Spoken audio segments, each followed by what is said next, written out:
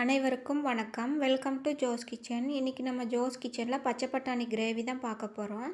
அதுக்கு பச்சை பட்டாணி வந்து நான் நைட்டே ஊற வச்சுட்டேன். ஒரு டம்ளர் அளவு நைட்டே ஊற வச்சுட்டு மறுநாள் காலையில் வந்து இந்த மாதிரி சின்ன குக்கரில் வெறும் பட்டாணி மட்டும் சேர்த்துக்குங்க. அந்த ஊற வச்ச தண்ணி வந்து கீழே வடிச்சிருங்க.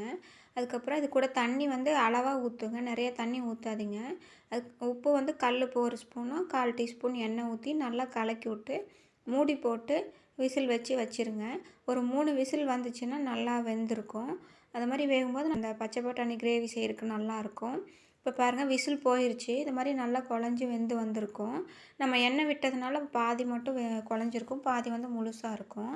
அதுக்கப்புறம் வாணலி காய வச்சுட்டு எண்ணெய் கொஞ்சம் ஊற்றிக்குங்க.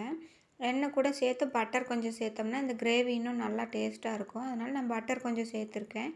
அது கூட கடுகு கொஞ்சம் சோம்பு சேர்த்து அதை பொரிய விடுங்க. அது பொரிஞ்சதுக்கப்புறம் பச்சை மிளகா 2ம் கருவேப்பிலை கொஞ்சமாக சேர்த்துக்கலாம். இந்த 2ம் பொரிஞ்சதுக்கப்புறம் நம்ம பெரிய வெங்காயம் 1 சேர்த்துக்கலாம். பெரிய வெங்காயம் வந்து நான் நல்லா பொடிசாக நறுக்கி வச்சுருக்கேன். நீங்கள் வேணுன்னா சின்ன வெங்காயம் கூட அது மாதிரி நல்லா பொடிசாக நறுக்கிட்டு சேர்த்துக்கலாம். இது மாதிரி பெரிய வெங்காயம் 1 நறுக்கி சேர்த்துட்டு இதையும் நல்லா வதக்கிக்கோங்க. இது நல்லா வதங்கி வந்ததுக்கப்புறம் நம்ம இஞ்சி பூண்டு பேஸ்ட் வந்து ஒரு 2 ஸ்பூன் சேர்த்துக்கலாம். இந்த மாதிரி இஞ்சி பூண்டு பேஸ்ட்லாம் போட்டு நல்லா வதக்கும் போது வந்து இந்த பச்சை பட்டாணி கிரேவி இன்னும் நல்ல மணமாக இருக்கும். அதை நம்ம பட்டரு இதெல்லாம் சேர்க்கும்போது இன்னும் நல்லா மணமாக வரும். அதுக்கப்புறம் தக்காளி சேர்த்துக்கோங்க. தக்காளி வந்து ஒரு தக்காளி நல்லா பொடிசாக நறுக்கிட்டு அதையும் சேர்த்து வதக்கிக்கலாம். இது மாதிரி நல்லா குழஞ்சி வர வரைக்கும் வதக்கிக்கோங்க. அதுக்கு குழஞ்சி வந்ததுக்கப்புறம் நம்ம வந்து வேக வச்ச பச்சை பட்டாணி அந்த தண்ணியோடவே சேர்த்துக்கலாம். தண்ணியோடு சேர்த்து நல்லா கலந்து விடுங்க.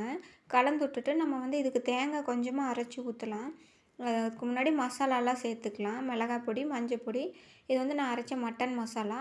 உப்பு வந்து ஏற்கனவே போட்டதுனால கொஞ்சம் கம்மியாக தான் போட்டிருக்கேன். அதுக்கப்புறம் மல்லிப்பொடி வந்து 2 ஸ்பூன் சேர்த்துக்குங்க. சேர்த்துட்டு நல்லா கலந்துடுங்க. கலந்துட்டு தண்ணி எதுவும் சேர்த்த வேணாம். நம்ம தேங்காய் அரைச்சி ஊற்றுறதுனால அந்த டைமில் மட்டும் கொஞ்சம் தண்ணி சேர்த்துக்கலாம்.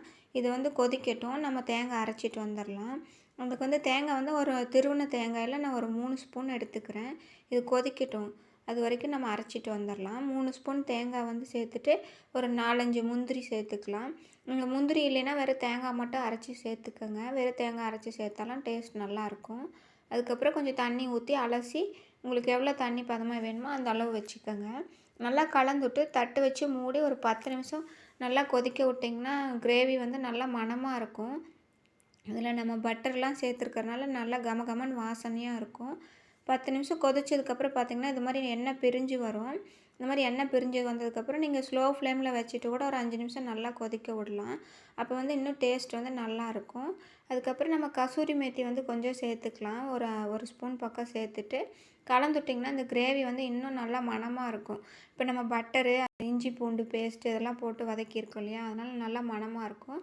அடுப்பு ஆஃப் பண்ணிவிட்டு நீங்கள் வேறு பாத்திரத்துக்கு மாற்றிக்கோங்க. மாற்றிட்டு நான் வந்து இது கூட மறுபடியும் கொஞ்சம் பட்டர் சேர்த்துட்டேன். இது மாதிரி சேர்க்கும்போது நம்ம சப்பாத்தி கூட வச்சு சாப்பிட்றதுக்கு இன்னும் நல்லா டேஸ்ட்டாக இருக்கும். இந்த மாதிரி நீங்களும் உங்கள் வீட்டில் செஞ்சு பாருங்கள். செஞ்சு சாப்பிட்டு பார்த்துட்டு எப்படி இருக்குன்னு சொல்லுங்கள். வீடியோ பிடிச்சிருந்தா லைக் பண்ணுங்கள். உங்கள் ஃப்ரெண்ட்ஸ் கூட இதை ஷேர் பண்ணிக்கோங்க.